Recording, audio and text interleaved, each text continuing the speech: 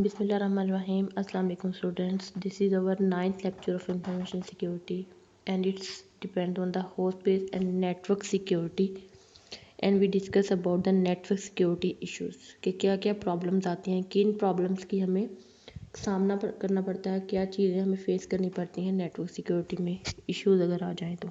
Clear? चलिए हम अपने टॉपिक की तरफ चलते हैं। इंट्रोडक्शन। सबसे पहले नेटवर्क सिक्योरिटी जो है वो एक कॉम्प्लिकेटेड टॉपिक है, कॉम्प्लिकेटेड सब्जेक्ट है जिसको सिर्फ वही टैकल कर सकता है इजीली जो कि वेल ट्रेंड और एक्सपीरियंस्ड हो इसके, यानी जिसको इसके बारे में कंप्लीट एंड मुकम्मल इंफॉर्मेशन हो, इसके बारे में एक्सपर्ट हो, वही नेटवर्क सिक्योरिटी की प्रॉब्लम्स, उसके इश्यूज, उसकी कॉम्प्लिकेशंस को समझ सकता है। ठीक है, वो कह रहे हैं कि network security is a complicated subject historically only tackled by the well trained experienced expert. However, as more and people become wide, an increasing number of people need to understand the basic of security in network world. वो कह रहे हैं कि जैसे जैसे लोग इसकी history में आते जा रहे हैं, जैसे जैसे इसमें लोग एंटर होते जा रहे हैं, इसकी उनको चाहिए कि नेटवर्क सिक्योरिटी की सबसे पहले बेसिक चीज़ों को समझें। सबसे पहले बेसिक चीज़ें जो हैं नेटवर्क सिक्योरिटी की इंट्रोडक्शन में, इसकी प्रॉब्लम्स, इसके इश्यूज और इसकी बेसिक इश्यूज जो है उनको अंडरस्टैंड करें। क्लियर? तो मैं भी इसके इश्यूज़ की तरफ जाने से पहले थोड़ी सी इसकी आपको इंट्रोडक्शन दूंगी ताकि आपको समझ आ जाए कि ये होता क्या नेटवर्क सिक्योरिटी। वैसे तो आपने पहले भी पढ़ा होगा, प्रीवियस लेक्चर्स में इनके इंट्रोडक्शन आते रहे, चीज़ें जो हम डिस्कस करेंगे उनका इंट्रोडक्शन आया होगा, लेकिन आज थोड़ी सी रिकॉल करवा दें ताकि आपको ये चीज़ें कॉन्सेप्ट पता हों और फिर आप इसके सिक्योरिटी इश्यूज़ की तरफ जाएं। What is network security? Network security consists of the provision and policies adopted by a network administrator to prevent and monitor unauthorized access, misuse, modification or denial of the computer network and network accessible resources. अब ये देखें, हमने कहीं ना कहीं पढ़ा था authentication के बारे में, हमने कहीं ना कहीं पढ़ा था कि किस तरह हम ऑथेंटिकेट करते हैं चीज़ों को। ठीक है, इस चीज़ के बारे में हमने डिस्कस किया था, आपको याद होगा। तो वो किस में आता है? नेटवर्क सिक्योरिटी में आता है। ठीक है, इसके अलावा हमने थोड़ी सी नेटवर्क सिक्योरिटी में जैसे इंक्रिप्शन थी वो भी इसी पार्ट में आती थी। ठीक है, उसके बारे में डिस्कस किया था।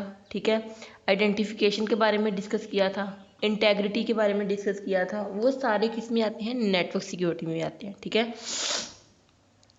तो ये सारी जो चीज़ें हैं, अनऑथराइज एक्सेस, उसका मिस यूज़, किसी चीज़ में मॉडिफिकेशन, ये आपको याद होगा कि मैंने एक लेक्चर में कंप्लीट डिटेल के साथ पढ़ाया था। ठीक है, ये इन सब को क्या कहते हैं? Network security.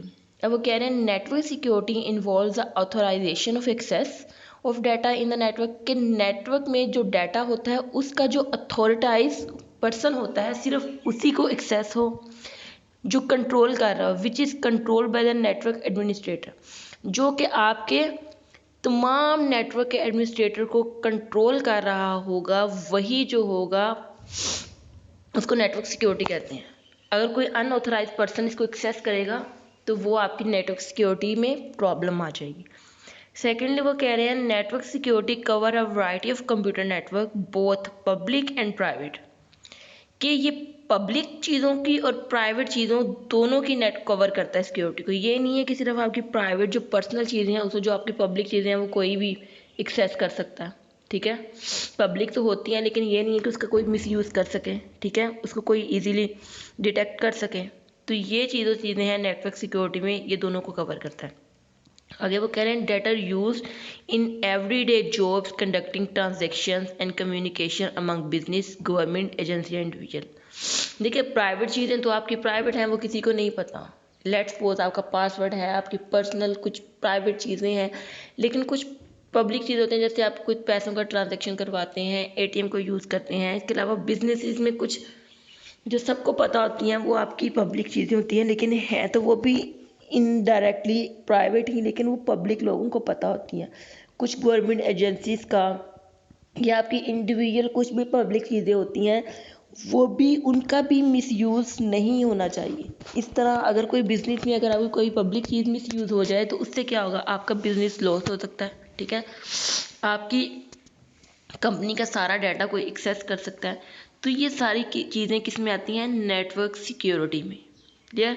तो इन नेटवर्क सिक्योरिटी को इस वजह से नेटवर्क सिक्योरिटी जो है कंप्लीट तभी होती है जब वो आपकी प्राइवेट एंड पब्लिक दोनों प्रॉब्लम्स को कवर करे, दोनों चीज़ों को कवर करे, जो आपकी प्राइवेट चीज़ें हैं और जो आपकी पब्लिक चीज़ें हैं उन दोनों को वो हैंडल करे। Clear. Why do we need security?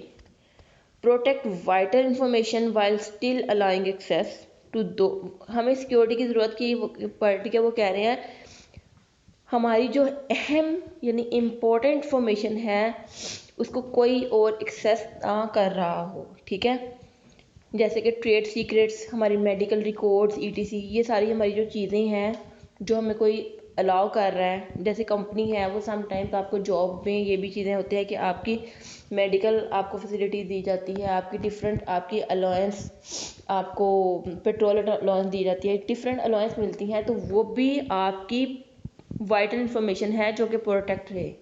ठीक है, आगे सेकंड पॉइंट है वो कह रहे हैं provide authentication and access control for resources, के आपकी जो ऑथेंटिकेशन है उसकी एक्सेस है, ठीक है, उस रिसोर्सेज वो भी कंट्रोल रहे।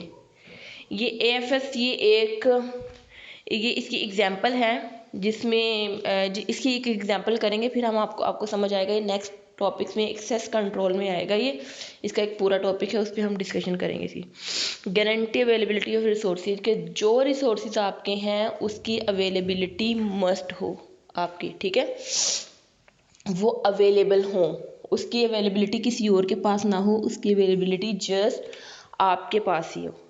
क्लियर। नेक्स्ट है वो कह रहे हैं सिक्योरिटी ऑब्जेक्टिव्स, आपके सिक्योरिटी के ऑब्जेक्टिव्स क्या क्या है। 3 चीज़ें हैं, आइडेंटिफिकेशन, ये आपने पहले भी पढ़ी हुई हैं लेकिन थोड़ी सी रिकॉल करवा देती हूँ। सेकंड है ऑथेंटिकेशन, थर्ड है एक्सेस कंट्रोल। सबसे पहले है आइडेंटिफिकेशन। सॉरी, आइडेंटिफिकेशन में किसी चीज़ को आइडेंटिफाई करना, कि आपकी आइडेंटिटी को चेक करना कि आपके पास आइडेंटिटी, कि आप वही पर्सन हैं, राइट पर्सन है, आप जो चीज़ मिल रही है वो सही पर्सन को मिल रही है। सेकंड है ऑथेंटिकेशन, यानी ऑथेंटिकेट करना। लेट्स सपोज अगर आपने ATM से ट्रांजैक्शन की है पैसों की, तो आपको ऑथेंटिकेशन के लिए एक मैसेज आता है। समटाइम्स आप गलत पासवर्ड एंटर करते हैं फेसबुक पे, तो आपको ऑथेंटिकेशन के लिए, पासवर्ड रीसेट करने के लिए आपको आपकी जो अल्टरनेट जीमेल अकाउंट होता है या आपका नंबर दिया होता है वहाँ पे कोड आता है, डेट इज़ ऑथेंटिकेशन। इनके बारे में हमने डिटेल में पढ़ा है। एक्सेस कंट्रोल कह रहे हैं कि ये आपके रिसोर्सिस कौन एक्सेस कर रहा है उसको कंट्रोल करता है, कि आपकी एक्सेस कहाँ तक है। इसके बारे में हम कंप्लीट एक टॉपिक है, इसके बारे में पढ़ेंगे। कि वैसे ये है कि जो फंक्शन आप यूज़ कर रहे हैं उन फंक्शंस की कंट्रोल किसके पास है, उसकी एक्सेस कहाँ तक है। ठीक है, इसके बारे में डिस्कस करना है आपने, ये सिक्योरिटी ऑब्जेक्टिव्स में आता है। आगे network security issues. Network security के इश्यूज कौन कौन से हैं, क्या क्या प्रॉब्लम्स हैं जो नेटवर्क सिक्योरिटी में, ये जो हमारा मेन जो चीज़ थी उसी तरफ हम आए हैं। सबसे पहले है कंप्यूटर वायरस, ये कुछ हैं, सबसे पहले इनको देख लेते हैं कौन कौन से। Computer virus, rogue security software, trojan horse, adware and spyware, computer worm, DoS and DDoS attack, phishing, rootkit, SQL injection attack, man in middle attack. ये सारे जो प्रॉब्लम्स हैं, ये अटैक्स आते हैं, ये प्रॉब्लम्स आती हैं, ये इश्यूज आते हैं किसमें, नेटवर्क सिक्योरिटी में। जब भी हम नेटवर्क सिक्योरिटी यानी हम अपने नेटवर्क के थ्रू अपने सिस्टम को सिक्योर करते हैं तो उसके दौरान हमें ये वाली प्रॉब्लम्स आ सकती हैं, ये वाले इश्यूज को हम फेस कर सकते हैं। क्लियर। इन इश्यूज को फेस करते हुए हम डिफरेंट अपनी प्रॉब्लम्स को सोल्व कर सकते हैं। ठीक है, इनसे बचा जाना चाहिए ताकि हमारे सिस्टम में कोई प्रॉब्लम ना आए, हमारा सिस्टम हैक होने से बच जाए। तो हमें इस तरह की इश्यूज से बचना चाहिए। सबसे पहले है computer virus. Computer viruses are pieces of software that are designed to be spread from one computer to another। क्या कह रहे हैं कि कंप्यूटर वायरस जो है वो एक सॉफ्टवेयर यानी पीस ऑफ सॉफ्टवेयर है, एक सॉफ्टवेयर का पीस है। ये छोटा सा एक सॉफ्टवेयर है जो को डिज़ाइन किया जाता है किसी एक कंप्यूटर से दूसरे कंप्यूटर को स्प्रेड करने के लिए। They are often sent as email attachment or download from specific website with the intent of infect your computer। Sometimes आपको पता होगा कि sometimes कोई आपको unusual email आते हैं, तो जब आप उसको खोलते हैं तो ये वायरस जो है आपके कंप्यूटर में ऑटोमेटिकली स्प्रेड हो जाता है। या समटाइम आप USB कनेक्ट करते हैं, उससे ही आपके कंप्यूटर में वायरस आ जाता है।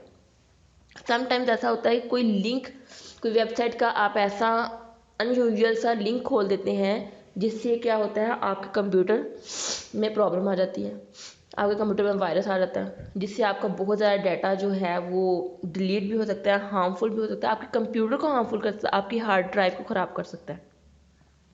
तो ये जो है कंप्यूटर वायरस, इसलिए हमें कोई अनयूजुअल सा लिंक, अनयूजुअल सी वेबसाइट को ओपन नहीं करना चाहिए ताकि हम इस चीज़ से बच सकें। उसके बाद वो कह रहे हैं कि एंड अदर आपके कॉन्टैक्ट में जितने भी दूसरे कंप्यूटर हैं उन तक भी ये वायरस जा सकता है। सेकेंड है by using system of your network. जो आपका सिस्टम जो नेटवर्क यूज़ करता है वो नेटवर्क जिस कंप्यूटर के साथ कनेक्ट होगा वो वहाँ तक भी आपको जा सकता है। ये इतना हार्मफुल और डेंजरस हो सकता है। ठीक है, इस वजह से वो कह रहे हैं कि जो है ये वायरस है, ये कुछ स्पैम ईमेल्स, कुछ डिसेबल सिक्योरिटी सेटिंग अगर आपने कर दी है, या कुछ करप्ट और आपका डाटा स्टील हो गया है, या आपकी पर्सनल इन्फॉर्मेशन या पासवर्ड वगैरह किसी को पता चल गया, तो उससे क्या होगा, ये वायरस आपके सारे कंप्यूटर में जा सकता है। इससे आपकी सारी की सारी हार्ड ड्राइव डिलीट हो सकती है। हार्ड ड्राइव पे सारा डाटा पड़ा होता है ना, आपकी सारी इन्फॉर्मेशन, आपका सारा डाटा हार्ड ड्राइव पे पड़ा होता है। तो अगर ये वायरस आ जाए तो ये क्या होगा, सारा कुछ ईच एंड एवरीथिंग आपकी हार्ड ड्राइव की डिलीट कर देगा, और आपका सारा पर्सनल इन्फॉर्मेशन इंक्लूडिंग आपके पासवर्ड्स, आपकी ईच एंड एवरीथिंग, आपकी पिक्चर्स, आपकी डाटा, जितना भी कंप्यूटर में फाइल्स पड़ी होंगी यूनिवर्सिटी लेवल पे जो भी आपने किया होगा, ईच एंड एवरीथिंग आपके लैपटॉप को ये बिल्कुल ब्लैंक कर देगा, आपकी हार्ड ड्राइव ज़ीरो पे चली जाएगी। ठीक है, तो ये एक बड़ा इशू है जो कि नेटवर्क सिक्योरिटी में है। ठीक है, सेकंड है रॉ सिक्योरिटी सॉफ्टवेयर। इसमें वो कह रहे हैं कि rogue security software is a malicious software that mislead user to believe there is a computer virus install on the computer और that their security measures are not up to date, then they offer to install और update user security second. ये क्या है कि वो कह रहे हैं कि ये आपके यूज़र को मिसलीड कर रहा होता है कि आपके कंप्यूटर में वायरस इंस्टॉल होने की वजह से कि आपकी सिक्योरिटी प्रॉब्लम है, या आपने अप टू डेट करें, ये वाली जब चीज़ें होती हैं तो उसकी वजह से ये रॉ सिक्योरिटी सॉफ्टवेयर में से आप मिलिशियस ऐसा होता है कि सॉफ्टवेयर जिससे आपका डाटा हार्मफुल हो सकता है, जिससे आपका वायरस आ सकता है कंप्यूटर में। ठीक है, तो इसमें वो कह रहे हैं कि ये जब आपको कोई चीज़ डाउनलोड करते हैं प्रोग्राम वगैरह, तो उसमें जितने भी वायरसेस होते हैं, एलीट वायरसेस होते हैं, हमें उनको रिमूव करना चाहिए। ठीक है, इसे तो हम एंटीवायरस अपने कंप्यूटर में इंस्टॉल करते हैं ताकि जितने भी जब हम कोई सॉफ्टवेयर इंस्टॉल करें या प्रोग्राम इंस्टॉल करें उसमें जितने भी वायरसेस हैं वो रिमूव हो जाए। ठीक है, ये क्या करता है कि हमारे जितने भी इंस्टॉल इस केस में अगर हम इंस्टॉल करें वो उस सॉफ्टवेयर को इंस्टॉल करता है उसकी वजह से हमारे लैपटॉप में या कंप्यूटर में वो वायरसेस इंस्टॉल होके वो हमारे सारे डाटा को हार्मफुल कर सकते हैं, जो कि हमारे लिए ठीक नहीं है, जो कि हमारे लिए बहुत ही ख़राब है, वो हमारे डाटा को स्टील कर सकते हैं। ठीक है, तो ये है रॉ सिक्योरिटी सॉफ्टवेयर। आगे है ट्रोजन हॉर्स। ट्रोजन हॉर्स में अ ट्रोजन हॉर्स और Trojan is a malicious bit of attacking code or software that trick user into running it willingly by hiding behind a legitimate program। Trojan horse जो है piece of code है, चाहे वो एक word का code हो, चाहे वो एक लाइन का कोड हो, छोटा सा एक पीस ऑफ कोड है जिसमें क्या होता है, छोटी छोटी मिलिशियस बिट्स, जैसे कुछ 1 बिट का, 2 बिट का, 3 बिट का, 4 बिट का, 5 बिट का, बाइट्स में भी हो सकता है। ये छोटी सी बिट में एक कोड होता है। जैसे हम कोई सॉफ्टवेयर इंस्टॉल करते हैं उसकी कोडिंग होती है ना, तो उसमें ये जो पीस ऑफ कोड होता है ना, ये इंस्टॉल हो जाता है। जब ये इंस्टॉल होता है तो ये हमारे सारे प्रोग्राम का सत्यानाश कर देता है। ठीक है, इसको कहते हैं कि जो अटैकर है वो इसको प्रोटेक्ट एरिया के लिहाज से अटैक करता है। यानी जो हमें एक छोटा सा कोड है, हमें पता नहीं होता कि ये क्या है, वायरस है या हमारे कंप्यूटर के लिए हार्मफुल है। ठीक है, तो हम इसको इंस्टॉल कर देते हैं, तो वो जो पीस ऑफ कोड होता है वो हमारे सारे कंप्यूटर का सत्यानाश है। ठीक है, इसको भी स्प्रेड किस तरह किया जा सकता है, ईमेल के थ्रू। It may be appear as a email from someone you know, जो कोई भी आपको जिसको जानते हैं वो भी ईमेल के थ्रू आपको भेज सकता है। जब वो आप उस ईमेल को क्लिक करते हैं, उसमें जो भी अटैचमेंट फाइल होती है वो इमीडिएटली डाउनलोड हो जाती है। ठीक है, जब आपके कंप्यूटर में डाउनलोड हो जाती है तो जो ट्रोजन होता है वो अब स्प्रेड कर देता है। ठीक है, और इसमें डिफरेंट समटाइम ऐसा होगा कि आपने कोई अनयूजुअल सा लिंक किया है तो आपके लैपटॉप में वो कुछ एड्स जो आप नहीं भी देखना चाहते हैं वो वाली एड्स ओपन होना शुरू हो जाती हैं। तो ये किसकी प्रॉब्लम है, कि क्या इशू है, ये ट्रोजन हॉर्स है, ये आपके कंप्यूटर का हार्मफुल होता है। ठीक है, एक साइड पे आपको कंप्यूटर रिकॉर्ड, आपके पासवर्ड्स और आपकी लॉगिंग की स्ट्रोक सारा कुछ रिकॉर्ड कर रहा होता है इन साइड कंप्यूटर के, और दूसरी साइड पे सारा कुछ ये फ्लैश आउट कर रहा होता है। ठीक है, सारा कुछ डिलीट कर रहा होता है, आपका डाटा जो है, आपकी सारा आपकी जो पर्सनल चीज़ें हैं उसको स्टील कर रहा होता है। ठीक है, इन सब को स्टील करते हुए तो वो ये सारी चीज़ें आपके लैपटॉप की एक्सेस, मतलब कि कोई भी कहीं भी बैठ के आपके लैपटॉप को एक्सेस कर सकता है। समझ आ रही है किस तरह ट्रोजन हॉर्स होता है। ठीक है, तो इसके लिए यही है कि जब भी आप कोई ईमेल या कोई ऐसा लिंक या कोई ऐसी चीज़ खोलें तो उसके बारे में आपको पता होना चाहिए। ऐसे नहीं कि बस ड्रम दिया आपने, ओके किया और वो खुल गया।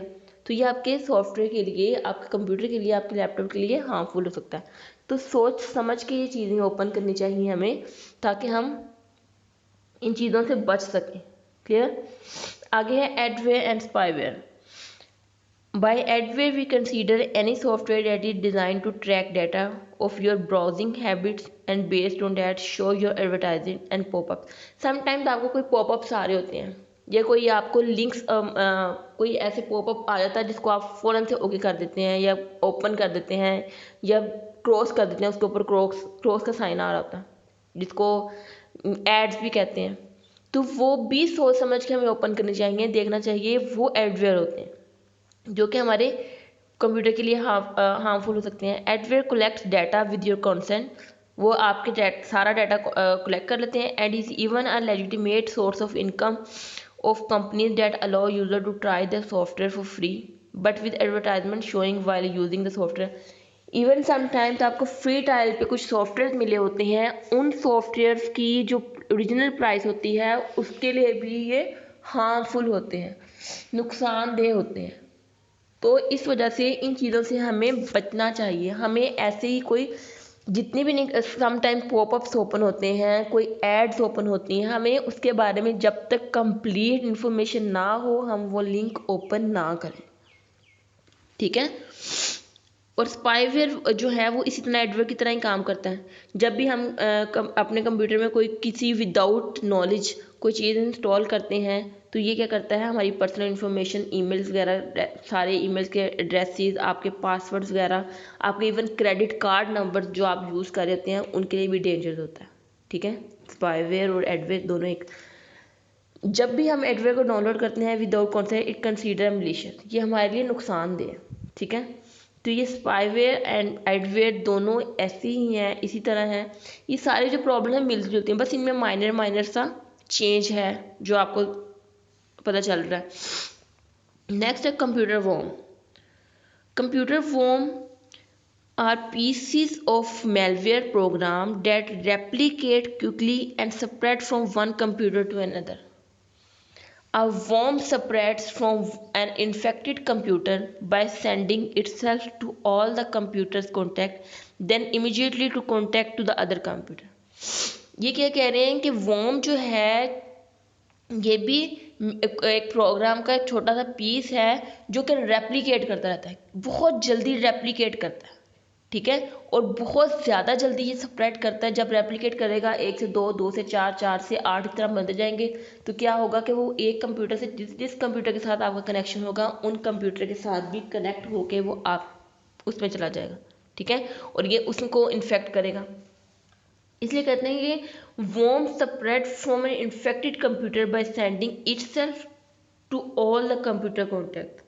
ये अपने आप को खुद ही दूसरे कंप्यूटर में सेंड करता है, आपको इसको हाथ लगाने की भी जरूरत नहीं है, आपको कंप्यूटर को छेड़ने की जरूरत भी नहीं। जहाँ जहाँ जिस कंप्यूटर का कनेक्टेड है उस कंप्यूटर के साथ आपका ऑलरेडी खुद अपने आप को सेंड कर लेगा।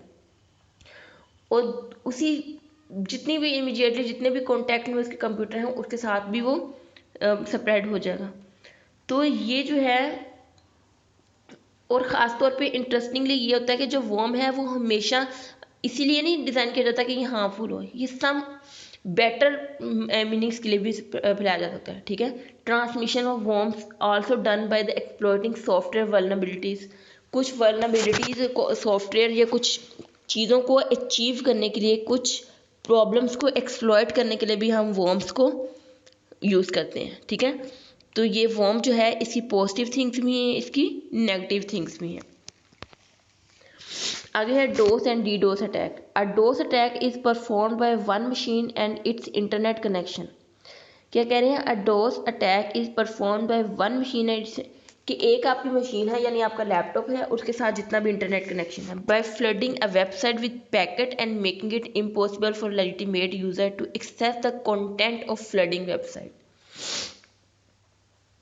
कि आपकी जितने भी कंटेंट हैं आपकी वेबसाइट्स पे या आपकी ईमेल आईडी ओपन है उसमें जितने भी आपकी सेंट आइटम में जितने भी ईमेल कंटेंट अटैच है, ये वहाँ पे पैकेट सारा फ्लॉप हो जाता है। तो क्या होता है कि उससे सारी चीज़ें आपकी डिस्कार्ड कर सकते हैं, ठीक है। आपने कभी सुना होगा कि ऑनलाइन कुछ चीज़ें प्रोडक्ट रिलीज़ हो रही हैं, ठीक है। तो जब आप वेट कर रहे होते हैं कि जब वो चीज़ें रिलीज़ हों तो आप क्या करें, उनको परचेज़ करें, लेकिन आपको उनके बारे में इंफॉर्मेशन नहीं होती। जब तक आपको इंफॉर्मेशन नहीं होती आप क्या करते हैं, अपना टाइम भी वेस्ट करते हैं और आपकी अपना डाटा भी लॉस करने की तरफ जाते हैं, ठीक है।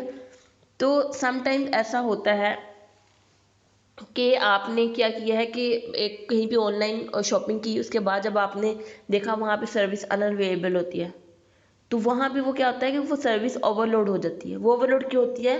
डोस की वजह से। आगे है डीडोस अटैक और distributed denial of service attack is similar to DoS but is more forceful. ये भी डोस की तरह ही करता है लेकिन ये ज़्यादा फोर्सफुल होता है। इसको ओवरकम करना ज़्यादा मुश्किल है डोज से, ठीक है। इसको प्लेजराइज करना है, इसको फाइंड आउट करना ज़्यादा मुश्किल है, ठीक है। वो कह रहे हैं it's launch from several computer and the number of computer involve can range from just a couple of them to 1000 और इवन मोर। कि इसकी रेंज 1000 कंप्यूटर्स तक होती है। बहुत सारे कंप्यूटर इसमें इन्वॉल्व हो जाते हैं, ठीक है, और उनको हैंडल करना भी बहुत मुश्किल होता है। इसलिए ये बहुत हार्ड वायरस है, इसको हैंडल करना हमारे बस भी बात नहीं होती, बहुत एक्सपर्ट ही इसको हैंडल कर सकते हैं। आगे है फिशिंग। फिशिंग क्या है? Phishing is a method of social engineering with the goal of obtaining sensitive data such as password, user name, credit card number. Sometimes कोई जो होता है उसको किसी इन्फॉर्मेशन की जरूरत होती है, कोई डाटा कोई वायरस की जरूरत, सिर्फ वो आपको आपके पासवर्ड चाह रहा होता है, आपके यूजर नेम्स, आपके क्रेडिट कार्ड नंबर, ताकि वो इन चीज़ों को एक्सेस कर सके। ये एक सोशल इंजीनियरिंग का मेथड है जिससे हम ये डाटा एक्सेस कर सकते हैं, ठीक है। जो अटैकर है वो क्या करता है, इंस्टेंट मैसेज या फिशिंग ईमेल भेजता है, ठीक है, जिससे वो पॉपअप ओपन होता है, ठीक है। उससे हम क्या करते हैं, वो ईमेल अगर हम इंफॉर्मेशन के बगैर क्लिक कर देंगे तो क्या होगी, उसकी ट्रिक होगी कि वो लिंक के थ्रू सारा मेलवेयर जो है, वो वायरस है, वो आपके कंप्यूटर में इंस्टॉलेशन हो जाती है, जिसकी वजह से आपकी जितनी भी पर्सनल इन्फॉर्मेशन है, जैसे क्रेडिट कार्ड, आपके पासवर्ड, आपके फेसबुक पासवर्ड आप समटाइम लैपटॉप पे ओपन करते हैं, व्हाट्सएप ओपन करते हैं, इसके अलावा जीमेल ओपन, सारा कुछ वो एक्सेस कर लेता है, जिसका वो मिस यूज़ कर सकते हैं, ठीक है। तो लेकिन इसको जो है इजीली हम सिक्योरिटी ट्रायल के थ्रू हम थ्रू आउट कर सकते हैं, इसको हैंडल कर सकते हैं फिशिंग को, ठीक है। आगे है rootkit. Rootkit is a collection of software tools that enables remote control and administration level access over computer और कंप्यूटर नेटवर्क के एक कंप्यूटर या कंप्यूटर नेटवर्क में जितने भी हमारे रिमोट कंट्रोल या एडमिनिस्ट्रेशन लेवल पे चीज़ें होती हैं उन सब की एक्सेस जो है वो रूट किट है। Once remote access is obtain, अगर तो रिमोट एक्सेस ऑब्टेन हो गया, the root kit can perform a number of malicious action. They come equipped with keylogger, password stealer and antivirus disablers. या तो वो एंटीवायरस को disable कर देते हैं, फिर इजीली वायरस इंस्टॉल हो जाता है, या तो वो पासवर्ड एक्सेस कर लेते हैं, ठीक है, डिफरेंट मलिशियस वायरसेस इंस्टॉल करके। तो उससे क्या होता है, जितनी भी आपकी सॉफ्टवेयर फाइल डाउनलोडिंग होती हैं, सस्पिशियस वेबसाइट आपने ओपन की होती हैं, वो सारी जो है इसके थ्रू आप इक्विप कर सकते हैं, इसको ऑब्टेन कर सकते हैं और आपकी जो इंफॉर्मेशन है वो स्टील हो सकती है। क्लियर। आगे है SQL injection attack. We know that today that many servers storing data from website user SQL। बेटा SQL जो है वो वेबसाइट एक है जिसपे हमारी डेटाबेस पड़ी होती है, जितनी सारी हमारी इंफॉर्मेशन पड़ी होती है। As a technology has progress, network security threat have advance leading as threat SQL injection attack, कि आपकी डेटाबेस को एक्सेस कर सके। डेटाबेस में जैसे नादरा है हमारा, उसमें डेटाबेस में हमारी पूरे पाकिस्तानियों की इंफॉर्मेशन पड़ी होती है। जब आप उस पर अटैक करते हैं तो आप किसी भी बंदे की information easily each and everything आप एक्सेस कर सकते हैं, ठीक है। तो ये इसको इंजेक्शन अटैक यानी अटैक करते हैं उस पर। SQL injection attack are design to target data driven application by exploiting insecurity vulnerabilities in application software, कि कुछ ऐसे सॉफ्टवेयर बनाते हैं जिसको वो इसलिए डिज़ाइन करते हैं कि उनका टारगेट है कि वो उस सिक्योरिटी को एक्सप्लॉइट कर सकें जहाँ पे आपकी सारी डेटाबेस पड़ी है, उस डेटाबेस को एक्सेस कर सकें। क्लियर। आगे है मैन इन मिडल अटैक।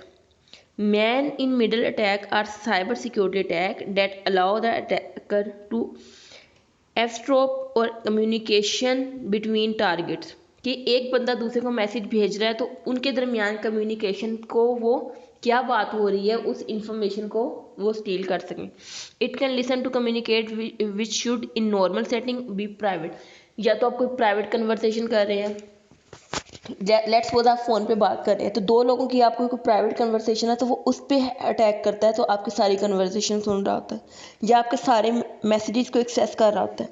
ये ऐसा होता है कि समटाइम्स नेशनल लेवल पे या इंटरनेशनल लेवल पे जब आपके कुछ सिक्योरिटी इश्यूज होते हैं, जब आप क्या करते हैं, जैसे कि ये होता है IT स्पेशलिस्ट या आपकी आर्मी फ़ौज है, वो उन्होंने कुछ पर्सनल कन्वर्सेशन करती है तो वो इसलिए कोड वर्ड्स यूज़ करते हैं। कोड वर्ड इसलिए यूज़ करते हैं कि आपकी इंफॉर्मेशन कोई हैक ना कर सके। इसकी एग्जांपल अगर लें कि मैन इन मिडल अटैक वो होता है, ऐसा होता है कि एक पर्सन जो है A पर्सन है और दूसरा B पर्सन है, वो दोनों आपस में कम्युनिकेट कर रहे हैं, ठीक है। तो पर्सन जो A है वो अपनी पब्लिक की सेंड करता है पर्सन B को, जो अटैकर है वो पब्लिक की तो एक्सेस कर सकता है लेकिन प्राइवेट की नहीं। ये आपने पढ़ा होगा, ये मैंने RSC की एग्जांपल दी थी, प्राइवेट एंड पब्लिक की करवाई है ना, वो मैन मिडल अटैक की एग्जांपल है कि वो क्या करता है, अगर तो वो क्या करे कि पब्लिक की एक्सेस कर ले, तो जो दूसरा पर्सन है वो बिलीव कर रहा था कि मैसेज आ गया पर्सन A से, वो इनक्रिप्ट करता है और पब्लिक के थ्रू अटैकर जो है वो पब्लिक की को एक्सेस करके उसके पास प्राइवेट की भी एक्सेस आ जाती है, ठीक है। तो वो आपके मैसेज को चेंज कर सकता है या आपके मैसेज को एक्सेस कर सकता है। तो ये जो सारी चीज़ें हैं ये इसमें मैन इन मिडल अटैक में है, ठीक है। इसमें DNS प्रूफिंग है, HTTPS प्रूफिंग है, IP प्रूफिंग है, ARP प्रूफिंग है, SSL हैकिंग है, वाईफाई हैकिंग है, वाईफाई को आपको हैक कर सकता है। ये सारी जो चीज़ें हैं ये नेटवर्क सिक्योरिटी इश्यूज़ में आप पढ़ेंगे, जो जिन टर्म्स के मैंने नाम लिए हैं ये सारी नेटवर्क सिक्योरिटीज़ में ये एक सब्जेक्ट आप पढ़ेंगे या शायद पढ़ा हुआ हो, तो उसमें ये सारी टर्म्स यूज़ हो रही हैं, ठीक है। जैसे वाईफाई आपको पता ही होगा, वाईफाई की एक एग्जांपल ले लेते हैं। तो वाईफाई के थ्रू आप नेट एक्सेस किया होता है तो आपकी उस नेटवर्क सिक्योरिटी को वो एक्सेस कर लेते हैं और आपकी सारी इन्फॉर्मेशन या जितने भी आप मैसेजेस एक दूसरे को सेंड कर रहे होते हैं वो उनको एक्सेस कर रहे होते हैं, ठीक है, व्हाट्सएप के थ्रू या कॉल के थ्रू जितने। इसलिए आर्मी में ये होता है साइबर क्राइम ना हो तो वो अपनी जितने भी मैसेज हैं वो किसी कोड वर्ड में भेजते हैं, यानी इंक्रिप्शन डिक्रिप्शन में। तो वो जैसे मैंने आपने एग्जांपल भी की थी RSA में, उसके अलावा आपने जैसे असाइनमेंट भी की थी, तो हम इंक्रिप्ट करके डिक्रिप्ट करके मैसेज करते हैं, भेजते हैं, क्योंकि हमारे पास जो की होती है वो सिर्फ सेंडर और रिसीवर को पता होती है। क्लियर? तो ये जो थे डिफरेंट इश्यूज थे हमारे नेटवर्क सिक्योरिटी बेस के। आई होप कि आपको अंडरस्टैंड हो गए होंगे, इनको गो थ्रू कीजिएगा तो अब आपको ज़्यादा क्लियर हो जाएगा। ओके जी, अल्लाह हाफिज़।